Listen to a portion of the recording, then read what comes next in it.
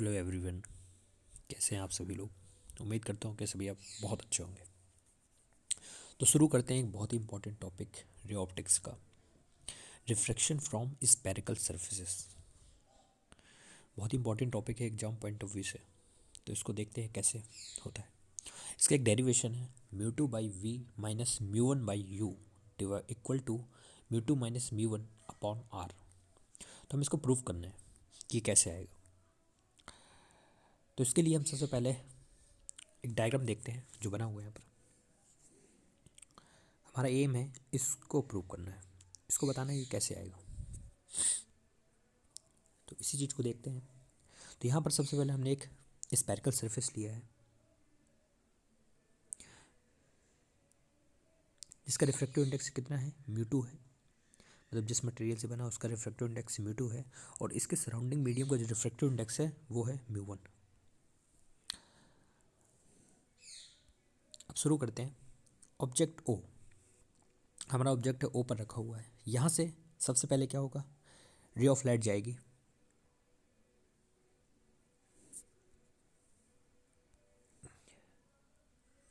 जो कि एम में जाके स्ट्राइक करेगी। अब एम पॉइंट एक ऐसा पॉइंट है जहाँ से इसको दो मीडियम सेपरेट हो रही है, mu one and mu two.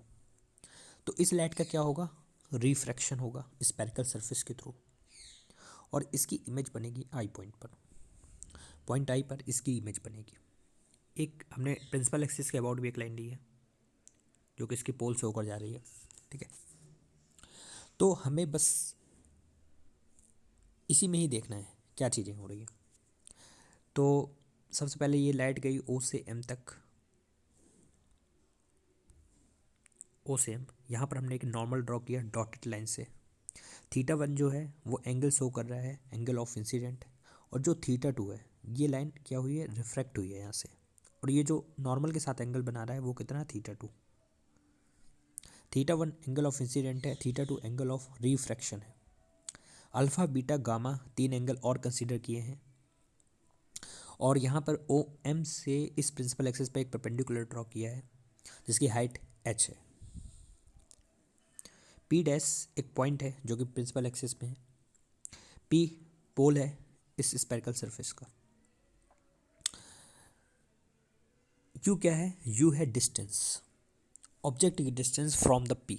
Point P से ओ तक की डिस्टेंस यू है, पॉइंट पी से लेकर एस तक की डिस्टेंस वी है और रेडियस ऑफ कर्वेचर आर है और C is the centre of curvature.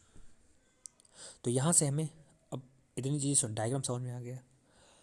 यहाँ पर एक सबसे पहले साइन कन्वेंशन को कंसीडर करते हैं।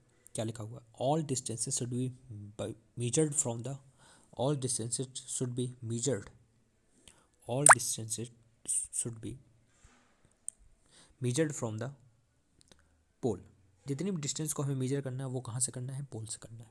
सबसे पहले इंपॉर्टेंट बात। इसके बाद दूसरा पॉइंट है, all the distances along the direction of incident ray will be positive and opposite to incident ray are negative.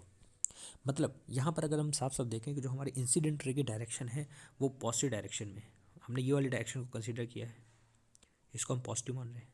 तो इसके डायरेक्शन में जितनी भी डिस्टेंसेस मेजर करेंगे वो पॉजिटिव होंगे, इसकी अपोजिट डायरेक्शन में जितनी भी डिस्टेंसेस होंगे वो नेगेटिव होंगे। तो यहाँ पर वी इंसिडेंट रे की डायरेक्शन में, आर भी हमारा इंसिडेंट रे की डायरेक्शन में, सिर्फ यू क्या है इंसिडेंट रे के अपोजिट डायरेक्शन में, इसलिए यू यहाँ पर नेगेटिव होगा, वी और आर पॉजिटिव होगा। ठीक है, शुरू करते हैं। यहाँ पर सबसे पहले एक ट्रेंगल लेते हैं। यहाँ पर ओ ओ एम सी, ध्यान से देखें, ओ एम और सी, इस ट्रेंगल को ध्यान से देखें। इस ट्रेंगल को मैंने नीचे यहाँ बना लिया है। तो यहाँ से देखें, थीटा वन एंगल दिख रहा है हमको, अल्फा दिख रहा है और बीटा दिख रहा है। तो ओ एम सी ट्रेंगल में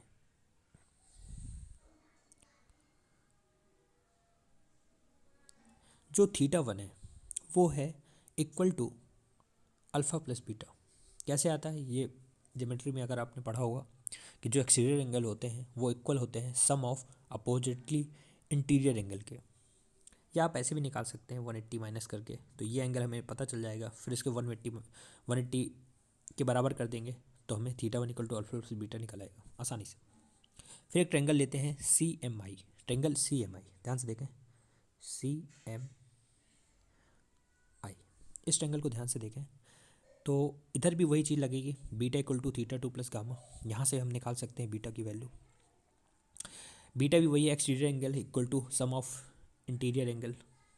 beta equal to theta two plus alpha हो जाएगा, थीटा टू प्लस गामा हो जाएगा। थीटा टू इक्वल टू निकल आएगा बीटा माइनस गामा।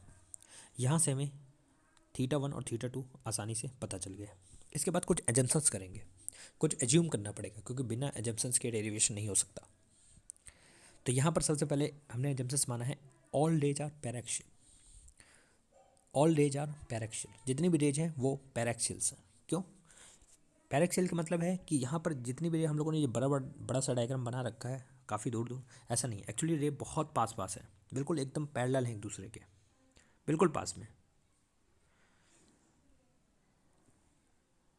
बिल्कुल पास पास। तो एंगल सारे कितने, जितने भी एंगल्स हैं alpha beta gamma theta one theta two, बहुत स्मॉल है, बहुत ज़्यादा स्मॉल है।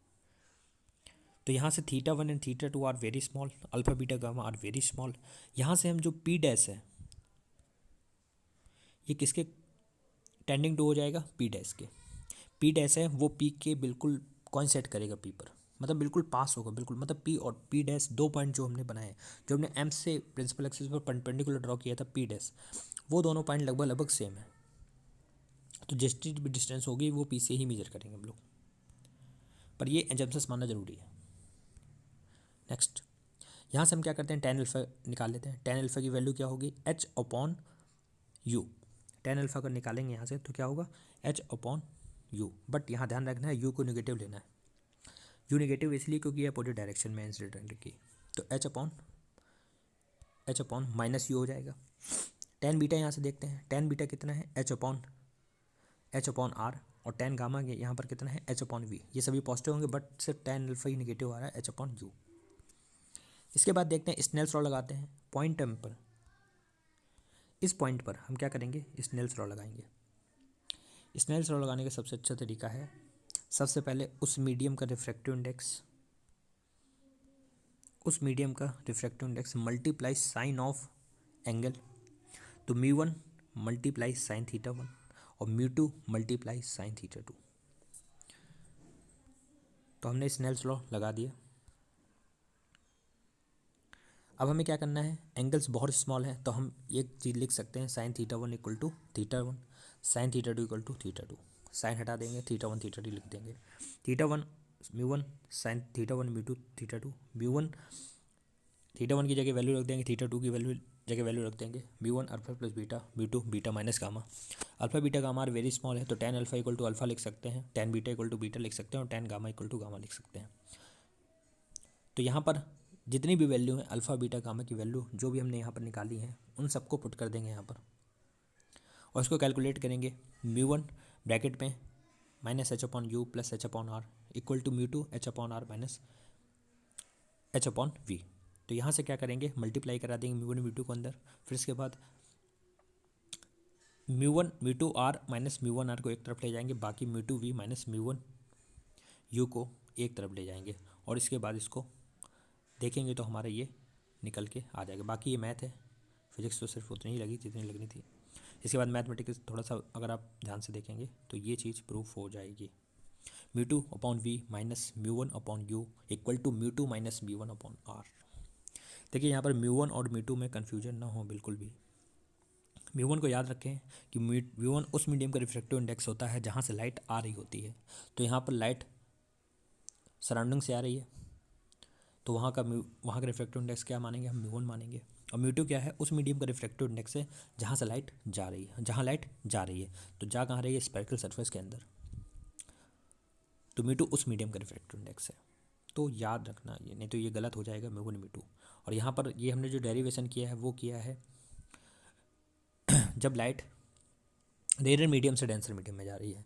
अगर डेंसर से रेयर में जा रही है तो बस म्यू वन म्यू टू की वैल्यू हम वहाँ से चेंज कर देंगे, म्यू वन अपॉन वी लिख देंगे minus mu two upon U equal to mu one minus mu two divided by are.